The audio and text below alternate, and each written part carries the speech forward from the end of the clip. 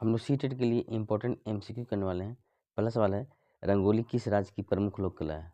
बिहार, महाराष्ट्र, उत्तर प्रदेश, पंजाब। तो रंगोली किस राज्य की प्रमुख लोक कला है? इसका आंसर हो जाएगा महाराष्ट्र। रंगोली महाराष्ट्र की एक लोक कला है। अगला सवाल है, राजतरंगिणी किसकी लिखी पुस्तक है? कलहन, शूद्रक, कालिदास, विष्णु शर्मा। राजतरंगिणी किसकी लिखी पुस्तक है? तो राजतरंगिणी को लिखा है कलहन ने। राजतरंगिणी कलहन की लिखी पुस्तक है। अगला सवाल है, निम्न में से किसे द्वितीय सिकंदर कहा जाता है? सिकंदर लोदी, इल्तुतमिश, बलबन, अलाउद्दीन खिलजी। निम्न में से किसे द्वितीय सिकंदर कहा जाता है? तो द्वितीय सिकंदर कहा जाता है अलाउद्दीन खिलजी को। ऑप्शन नंबर डी इसका सही उत्तर है। अलाउद्दीन खिलजी द्वितीय सिकंदर या सिकंदर सानी। नेक्स्ट क्वेश्चन है, निम्न में से किसका संबंध प्रार्थना समाज से है? स्वामी विवेकानंद, दयानंद सरस्वती, राजा राम मोहन राय या एम.जी. रानडे। किसका संबंध प्रार्थना समाज से है? तो एम.जी. रानडे का संबंध प्रार्थना समाज से। एम.जी. रानडे का संबंध प्रार्थना समाज से। अगला सवाल है, निम्न में से किसी भारतीय क्रांतिकारियों की माँ कहा जाता है? एनी बेसेंट, कल्पना दत्त, प्रीतिलता वाडेकर, मैडम भिखाजी कामा। निम्न में किसी भारतीय क्रांतिकारियों की माँ कहा जाता है? तो इसका आंसर हो जाएगा मैडम भिखाजी कामा। मैडम भिखाजी कामा को भारतीय क्रांतिकारी की माँ कहा जाता है। अगला सवाल है, किस शासक के काल में सुदर्शन झील का पुनर्निर्माण करवाया गया था? चंद्रगुप्त मौर्य, अशोक। तो अशोक के समय में सुदर्शन झील का पुनर्निर्माण करवाया गया था। बाकी ऑप्शन देखने की जरूरत नहीं है। अशोक के समय सुदर्शन झील का पुनर्निर्माण करवाया गया था। अगला सवाल है, निम्न कौन पुष्पवंती वंश का सर्वाधिक प्रतापी राजा था? हर्षवर्धन, प्रभाकर वर्धन, राजवर्धन, राजश्री। तो पुष्पवंती वंश का सर्वाधिक प्रतापी राजा था हर्षवर्धन। हर्षवर्धन पुष्पवंती वंश का सर्वाधिक प्रतापी राजा था। अगला सवाल है, कश्मीर का निषाद बाग किस शासक के शासनकाल में बनाई गई? हुमायूं, अकबर, बाबर, शाहजहां। कश्मीर का निषाद बाग किस शासक के शासनकाल में? तो आंसर हो जाएगा बाबर। बाबर के समय में कश्मीर का निषाद बाग बनाया गया था। अगला सवाल है, होम रूल आंदोलन की शुरुआत किसने की थी? गोपाल कृष्ण गोखले, महात्मा गांधी, बाल गंगाधर तिलक, लाला लाजपत राय। तो होम रूल आंदोलन की शुरुआत की थी बाल गंगाधर तिलक ने। बाल गंगाधर तिलक ने होम रूल आंदोलन की शुरुआत की थी।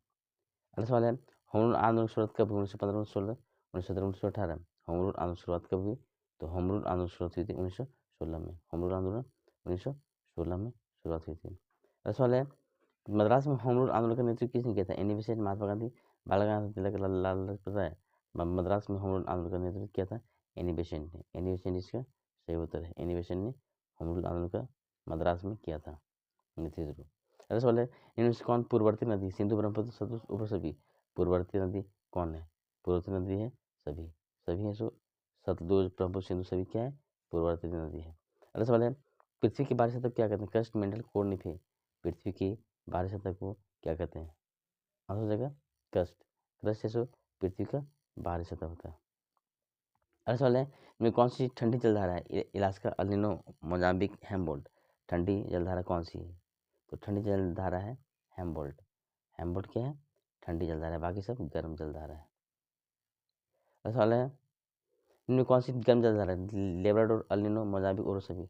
इनमें कौन सी गर्म जलधारा है? तो सभी है सो गर्म जलधारा है, उपरो सभी। लेब्राडोर, अल नीनो, मोजाम्बिक क्या है? गर्म जलधारा है।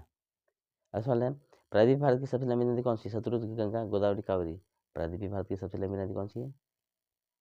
आंसर हो जाएगा गोदावरी। गोदावरी प्रायद्वीपीय भारत की सबसे लंबी नदी है। अगला सवाल है, किस नदी को दक्षिण की गंगा कहा जाता है? सतलुज, गंगा, गोदावरी।